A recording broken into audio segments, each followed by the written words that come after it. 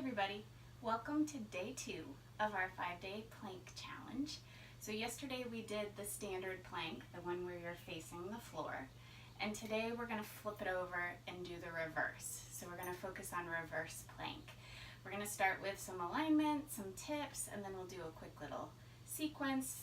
It's not going to be much today, but this is probably one of the positions in which we need to build the most strength.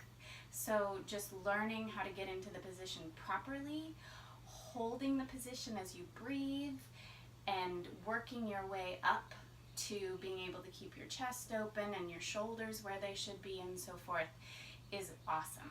Reverse plank is probably the most challenging of all the planks just because we spend so much time sitting and maybe rounding as we work on our computers, as we play with our smartphones, and so forth. So not only does it strengthen your core, but if done regularly and done properly, it can really help us improve our posture, open up our shoulders, lengthen the spine, has a lot of benefits. So the most important part about reverse plank is the way you place your hands.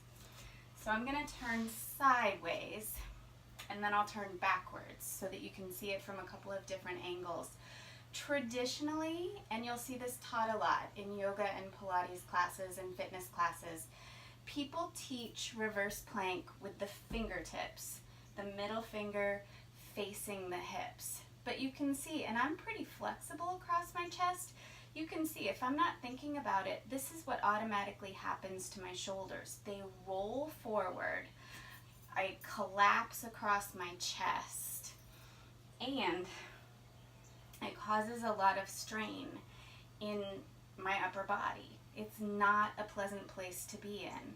And then compound that with lifting up your hips and trying to hold your body weight up in this rounded position, and you're just looking for injury. So let me just show it to you from the back so you can see this is the placement that you'll see a lot and not the placement that we want.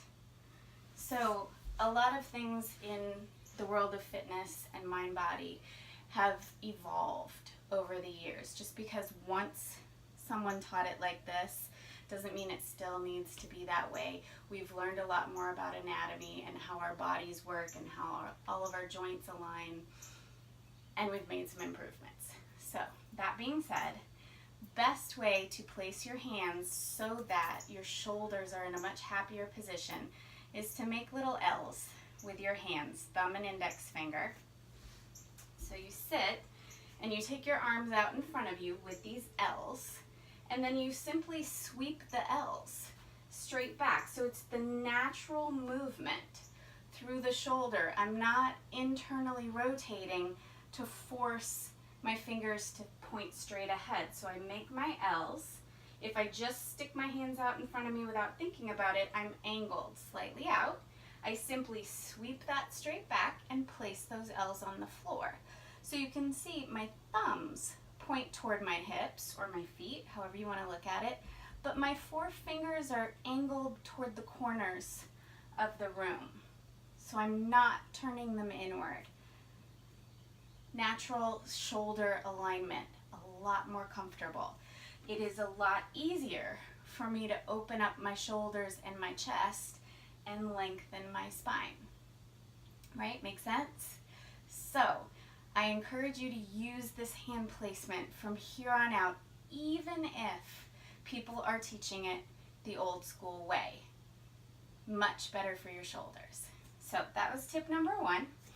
Now, let's take a reverse plank and break it down.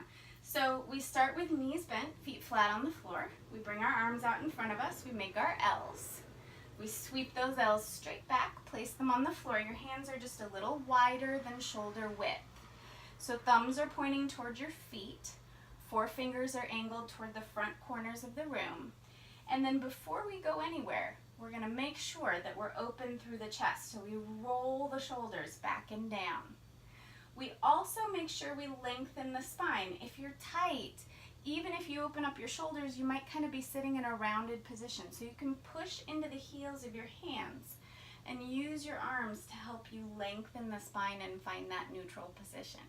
And then all we do is walk the feet into a place where they push into the ground. So if they're too far out, I can't push my whole foot down on the floor.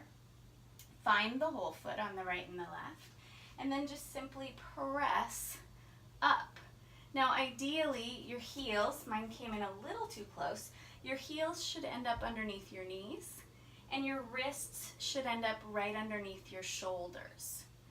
Now, how high we press depends in part on our flexibility through the chest, through different parts of the body. So please be forgiving. It's okay to be on a slight incline like this. You just want to make sure you don't tuck your pelvis under, nor do you arch your back and drop your sitting bones down. You keep that neutral spine that you found when you were sitting, and you just lift up as high as you're able to go. Head can either be in line with the spine, or if that puts too much strain on your neck, you can do what we call a chin nod, which is just bringing the gaze forward in front of you, and that will take some of the pressure off of your neck. We breathe here, we hold here, and we focus on keeping that chest open. So if you came up with me, go ahead and come down, maybe roll your shoulders a few times.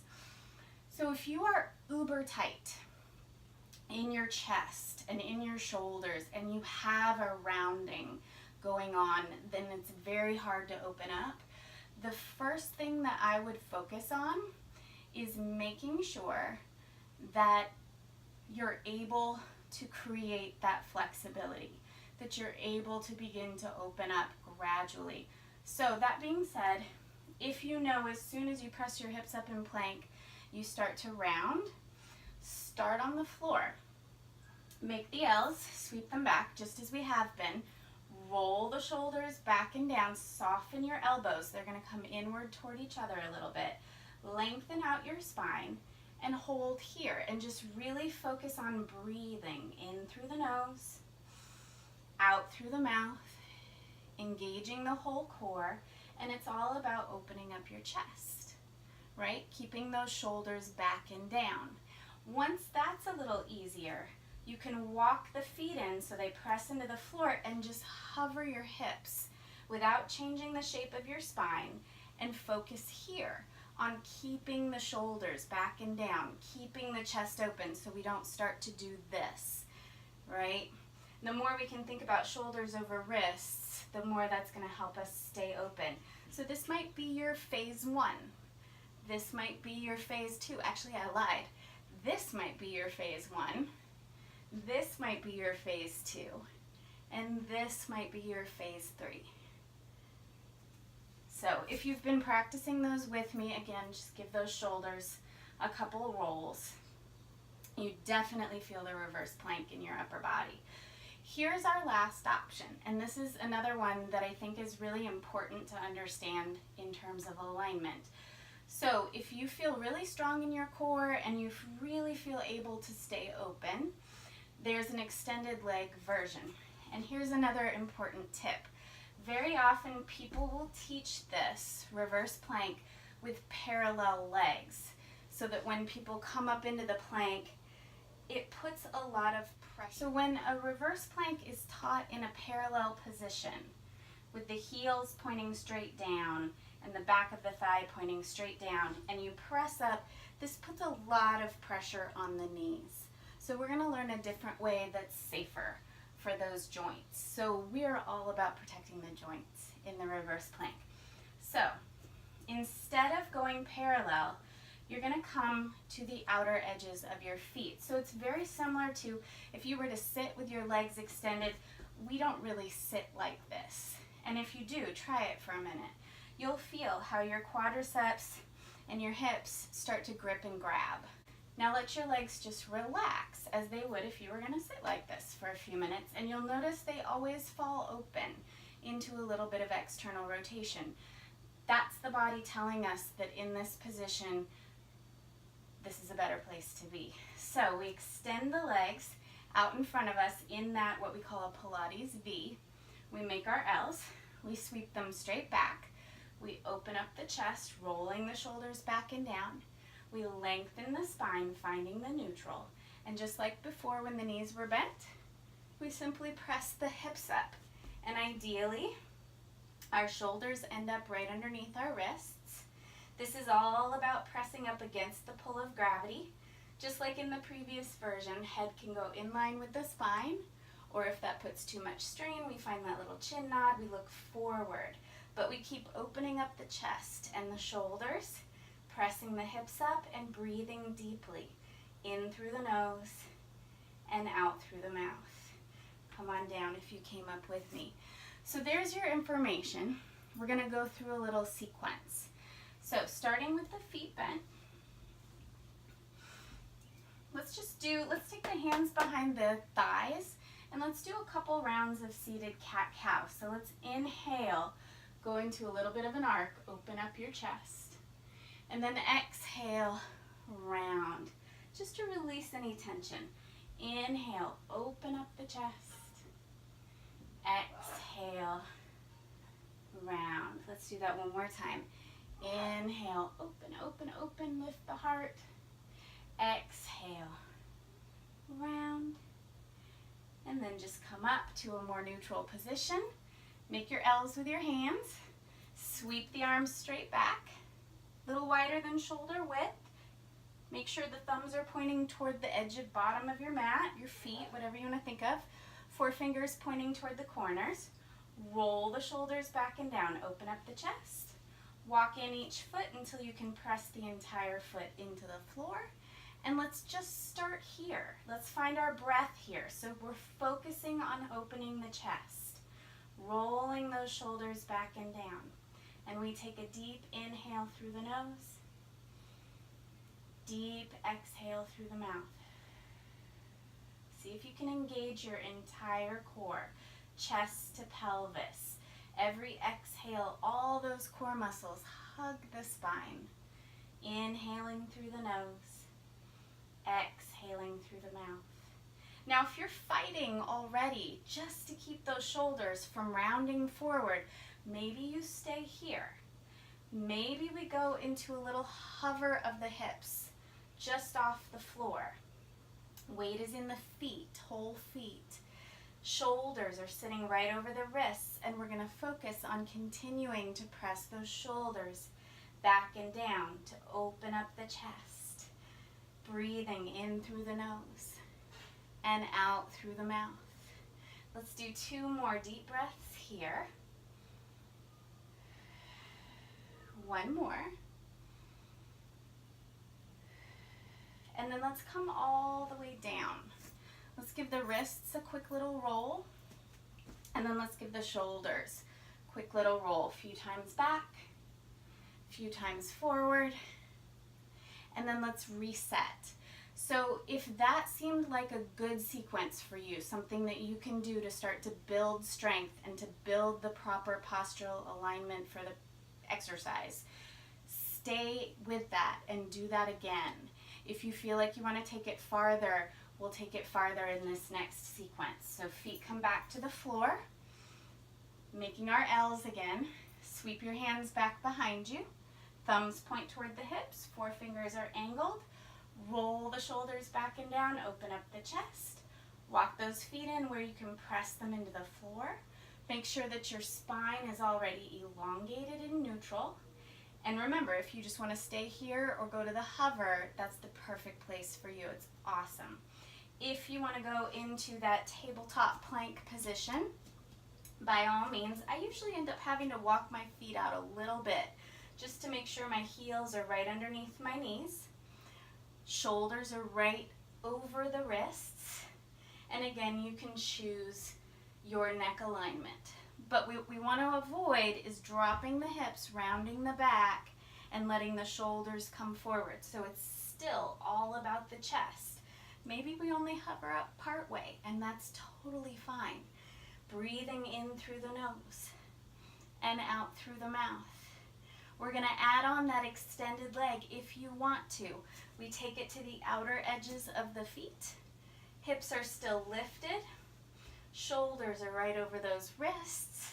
We're still focusing on opening up the chest, pressing the earth away, breathing in through the nose, out through the mouth for a count of 8, 7, 6, 5, 4, 3, 2, 1, and relax. Go ahead again, roll your wrists out a little bit, and then roll your shoulders back a few times, forward a few times. So reverse plank is all about building strength and proper alignment. I think I've probably said it about 500 times in this short little video. So start where you are right now. Know that that is the perfect place for you. And then go slowly and build up to it. Once we get it, there are all sorts of things that we can add to it to make it a little bit more fun.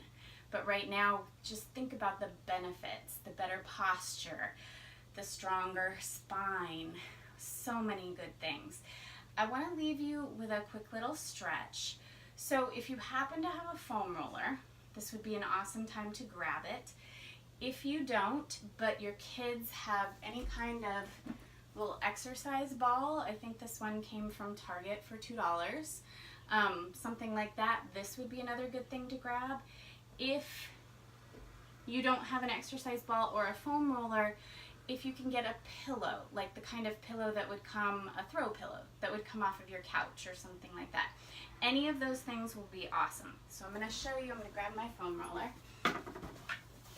So if you do happen to have a foam roller, lay it out here, and then I'll show you in just a second what to do with the ball or the towel. You're going to come and you're going to sit way down at one end of the foam roller. Go ahead and drape yourself across the roller so your head is on one end and your pelvis is on the other, so your whole spine is supported. And then all you're going to do is take your hands up, open your arms out to make that goalpost shape, and just let gravity do its work. And you can close your eyes and you can breathe. You can also do this with your arms extended and your palms up. If the goalpost is too much, you're getting too much of a pull and it's more painful, this would be a good precursor. If we're super tight, that little bit of extra support by being able to lay the hand on the floor is awesome. Now, if you have the foam roller, you can also walk your legs out long, and it will give you a little bit of an opener across the front of the hip. It's not super deep, but this is a great thing to do at the end of the day, especially if you sit a lot, if you drive, if you work with your computer, and so forth. So if you don't have a foam roller, which is totally cool, you can, again, take that pillow or take your kid's ball. You just don't want something super hard like a basketball. You want something that's got smush to it. And you're just going to place the pillow or the ball right between your shoulder blades. You're going to come down onto the mat. Let your head come over so you're kind of resting at the top of your skull, back top. And then we do the same thing. We bring those arms out, we open into that goalpost position, and we release. And again, you can walk your legs out. You won't quite get the hip opener that you will if your pelvis is also elevated, but you will get that nice chest opener. So I highly recommend doing this on a regular basis, opening up the chest, stretching out the front of the shoulder. I hope you enjoyed today's video. I hope you stay here and rest for a while, and I will see you tomorrow for round 3.